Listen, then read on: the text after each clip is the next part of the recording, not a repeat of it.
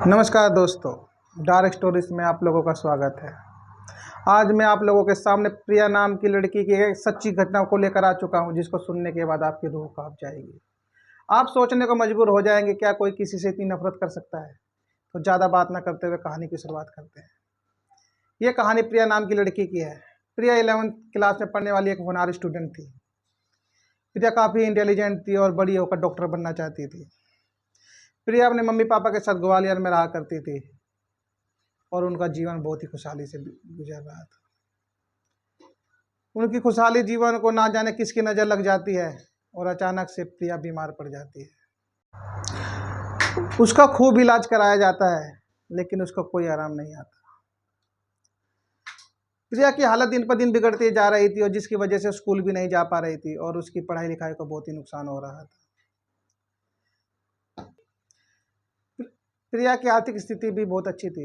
उसके पापा का अपना खुद का बिजनेस था। एक दिन प्रिया के चाचा चाची और उसका कजन ब्रदर भी उसके घर आया हुआ था। प्रिया की अचानक से तबीयत खराब रहने लग गई। प्रिया के पापा प्रिया को हॉस्पिटल में ले जाते हैं, जहां उसका खूब इलाज कराया जाता है, लेकिन उसकी हालत में कोई सुधार नहीं हो रहा था। दिन प्रतिदिन प्रिया की हालत बिगड़ती ही जा रही थी, मानो कि एक खुशहाल जिंदगी में अचानक से तबाही का माहौल आ गया हो। डॉक्टरों ने प्रिया का खूब इलाज किया और प्रिया की हालत थोड़ी बहुत सुधरने लग गई। जब प्रिया की हालत में थोड़ा सुधार आ गया तो प्रिया के पापा प्रिया को घर ले आए, लेकिन 2-4 दिन ही बीते थे कि प्रिया की हालत अचानक से फिर बिगड़ने लग गई। प्रिया के साथ अजीब व गरीब घटनाएं होने लग गई। प्रिया को ऐसा लगता कि मानो कोई उसके बगल में खड़ा है। जब प्रिया अकेले रहती थी तो उसको ऐसा लगता था कि वो अकेले नहीं है, उसके साथ कोई है। वो किसी को महसूस करती थी, बट कोई उस टाइम उसको दिखाई नहीं देता था। प्रिया को सिर्फ महसूस होता था। एक दिन प्रिया सो रही थी। प्रिया को महसूस होता है कि कोई उसके बालों को सहला रहा है। कभी उसको लगता है कि कोई उसके पैर खींच रहा है। प्रिया अचानक से उठकर बैठ जाती है और जोर से चिल्लाती है। उसकी आवाज़ सुनने के बाद उसके मम्मी पापा आते हैं और कहते हैं, क्या हुआ बेटा। प्रिया डरी हुई थी और अपने मम्मी पापा को कहती है कि मुझे ऐसा महसूस हुआ किसी ने मेरा पैर खींचा। लेकिन प्रिया के मम्मी पापा ने कहा कि तूने कोई सपना देखा होगा, सो जा। प्रिया की बात को वो इग्नोर कर देते हैं और अपनी बेटी को सुला देते हैं। जैसे तैसे वो रात कट जाती है। फिर अगली रात आती है और प्रिया अपने बिस्तर पर सो रही होती है। अचानक से प्रिया को प्यास लगती है। प्रिया उठती है और रसोई में पानी पीने चली जाती है। जैसे ही वो रसोई का दरवाज़ा खोलती है, उसको क्या दिखाई देता है कि 9 फुट कोई लंबा आदमी उसके सामने खड़ा है। उसकी डरावनी लाल लाल आंखें देखकर प्रिया बेहोश हो जाती है और इतनी जोर से चिल्लाती है। उसके मम्मी पापा आते हैं और देखते हैं कि उनकी बेटी रसोई के बाहर बेहोश पड़ी हुई है। उसके पापा प्रिया को उठाकर बेड पर लिटाते हैं और जब प्रिया को होश आता है तो प्रिया सारी बातें अपनी मम्मी पापा को बताती है। वो कहती है कि मैंने एक ऐसे एंटिटी को देखा है जो 9 फुट लंबा और उसकी आंखें बिल्कुल लाल लाल थी। लेकिन फिर भी उसके मम्मी पापा उसकी बातों पर विश्वास नहीं मानते।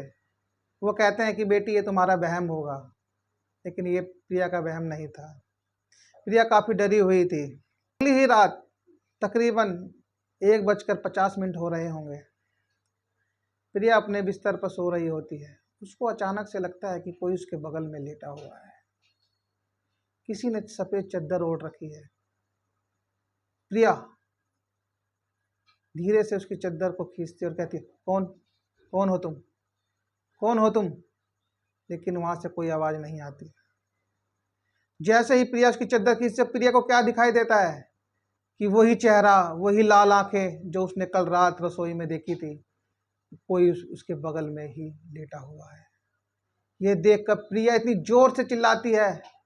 उसकी आवाज़ सुनने के बाद उसके मम्मी पापा आते हैं और प्रिया कांपती हुई कहती है, मार देगा, वो मुझे मार देगा, वो मुझे मार देगा। प्रिया की मम्मी कहती है, कौन मार देगा, कोई नहीं है। प्रिया अपनी मम्मी के गले लग जाती है और जोर जोर से रोने लग जाती है। कहती है, मम्मी वो मुझे मार देगा, वो मुझे मार देगा। प्रिया की मम्मी कहती है, बेटे ये तेरा वहम है, यहाँ कोई नहीं है। लेकिन प्रिया को पूरा यकीन हो चुका था कि ये मेरा वहम नहीं, शायद कोई आत्मा उसको सताने लग गई थी। शायद कोई ऐसी अदृश्य शक्ति उसके पीछे पड़ चुकी थी जो उसको अपने साथ ले जाना चाहती थी। उस रात के बाद प्रिया के साथ ऐसी घटनाएं रोज होने लग गई। ये घटनाएं प्रिया के साथ दिन में भी होने लगी। एक दिन प्रिया सोफे पर बैठकर अपने घर टीवी देख रही होती है। अचानक से प्रिया को महसूस होता है कि कोई भारी सा हाथ उसके कंधे पर आया, और जैसे ही प्रिया पीछे मुड़कर देखी तो क्या देखती है कि वही लाल आंखें, वही भूत उसके पीछे खड़ा होकर खूब हंस रहा, हा हा हा, मैं तुझे लेकर जाऊंगा, मैं तुझे लेकर जाऊंगा। ये सुनने के बाद प्रिया बेहोश हो जाती है। जब प्रिया को होश आता है तो वो अपने आप को अपने बेड पर पाती है। उनकी मम्मी कहती है, क्या हुआ बेटा? प्रिया अपनी मम्मी को फिर सारी बातें बताती हैं, और सारी बातें सुनने के बाद प्रिया के मम्मी पापा को यकीन हो जाता है कि हमारी बेटी के ऊपर जरूर किसी भूत प्रेत का साया आ चुका है। प्रिया के पापा एक मौलाना को लेकर आते हैं, और मौलाना जैसे ही घर पर आते हैं, उनके घर को देखकर मौलाना भी डर जाते हैं। मौलाना समझ जाते हैं कि इस घर के अंदर कोई ऐसी बड़ी शक्ति आ चुकी है जो शायद अभी मेरे बस की नहीं है। प्रिया के पापा प्रिया को लेकर आते हैं, और मौलाना जैसे ही प्रिया की तरफ देखते हैं वो झट से समझ जाते हैं कि उसके ऊपर किसी जिन का साया है। मौलाना प्रिया के पापा को कहते हैं कि कल आप अपनी बेटी को लेकर हमारे मज़ार पर आइए। और जैसे ही अगले दिन प्रिया के पापा प्रिया को ले जाने लगते हैं, वो एंटिटी प्रिया के अंदर घुस जाती है, और प्रिया के अंदर इतनी शक्ति आ जाती है, वो अपने पापा को उठाकर फेंकती है। उसके पापा हवा में 10 फुट दूर जाकर गिर जाते हैं। उसके पापा मौलाना जी को फ़ोन करते हैं और कहते हैं कि हमारी बेटी के अंदर उस भूत प्रेत ने अंदर आ चुका है, और उसके अंदर इतनी शक्ति हो गई है कि शायद मैं उसको लेकर ना आ पाऊँ। फिर मौलाना कहते हैं कि आप अपना फ़ोन स्पीकर पे लगाओ। मौलाना स्पीकर पे ही कुछ तंत्र मंत्र पढ़ते हैं, जिसकी वजह से प्रिया बेहोश हो जाती है, और उसके पापा प्रिया को गाड़ी में बिठाकर उस मज़ार पर मौलाना के पास लेकर जाते हैं। और जैसे ही प्रिया उस मौलाना जी के पास पहुंचती है, वो एंटिटी प्रिया को पर फिर हावी हो जाती है, और प्रिया अजीबोगरीब हरकतें करने लगती है। प्रिया मानो जानवरों जैसा बर्ताव करने लग जाती है। कभी वो पेड़ों पे चढ़ जाती है, कभी वहाँ से कूद जाती है, मानो कि प्रिया कोई इंसान नहीं, एक बंदर हो चुकी थी। फिर मौलाना कुछ मंत्र पढ़ते हैं और प्रिया को अपने काबू में कर कर मज़ार के अंदर लेकर जाते हैं।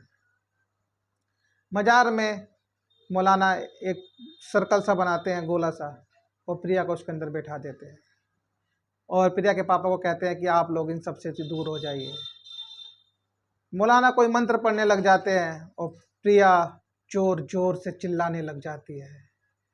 वो इतनी तेज चिल्ला रही होती है मानो उसके अंदर से उसकी आवाज़ नहीं, किसी अदृश्य शक्ति अजीब सी आवाज़ निकल रही थी, मानो किसी आदमी की आवाज़ निकल रही थी, और वो यही कह रहा था कि मैं इसको लेकर जाऊंगा, मैं इसको लेकर जाऊंगा।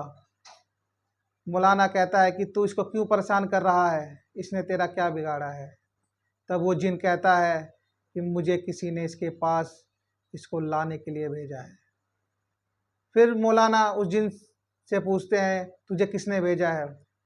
तब वो जिन मौलाना को कहता है कि मुझे इसके चाचा चाची ने ही भेजा है।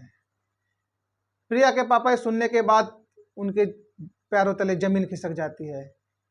क्या मेरा भाई ही मेरी बेटी का दुश्मन बन चुका था? आखिर उसको मेरी बेटी से इतनी नफरत क्यों थी जो वो मेरी बेटी के ऊपर ऐसा काला जादू कर दिया? प्रिया के चाचा चाची थोड़े गरीब टाइप के गांव में रहने वाले लोग थे, और प्रिया के पापा का बैल शटल बिजनेस था। वो पैसे वाले लोग थे, जिसकी वजह से उसके चाचा चाची उनसे चिढ़ने लग गए थे, और उनकी इकलौती बेटी प्रिया थी। वो प्रिया को नुकसान पहुंचाकर अपने ही भाई को कष्ट देना चाहते थे। मौलाना एक ताबीज बनाते हैं और प्रिया के गले में बांध देते हैं, और कहते हैं कि जब तक ये ताबीज तुम्हारे गले में रहेगा, ये जिन तुम्हारा कभी कुछ नहीं बिगाड़ पाएगा।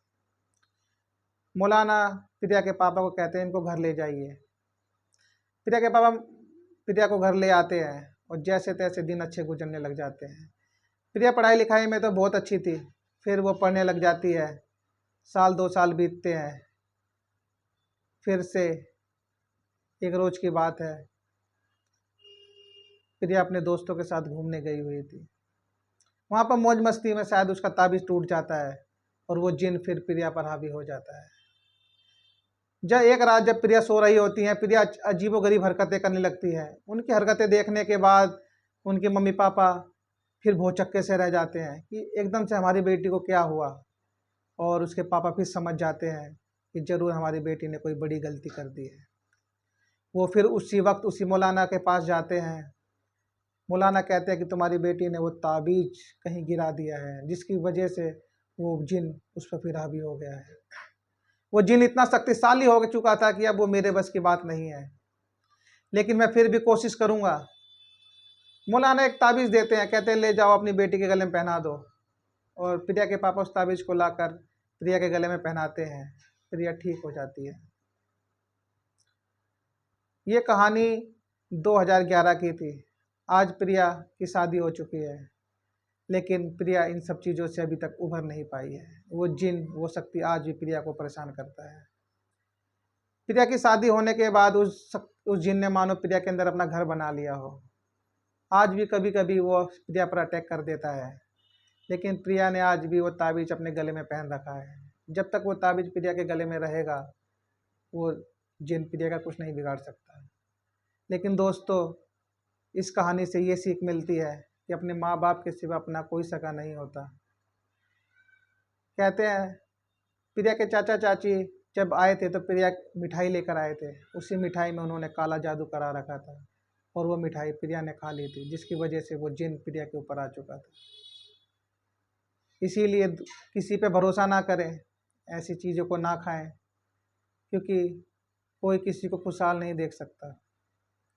अपने माँ बाप के सिवा अपना कोई नहीं है, चाचा चाची ताऊ बुआ कोई भी नहीं। इसीलिए सतर्क रहें।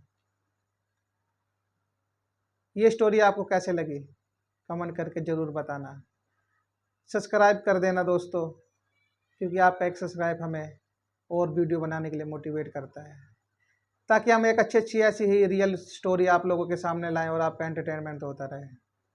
धन्यवाद।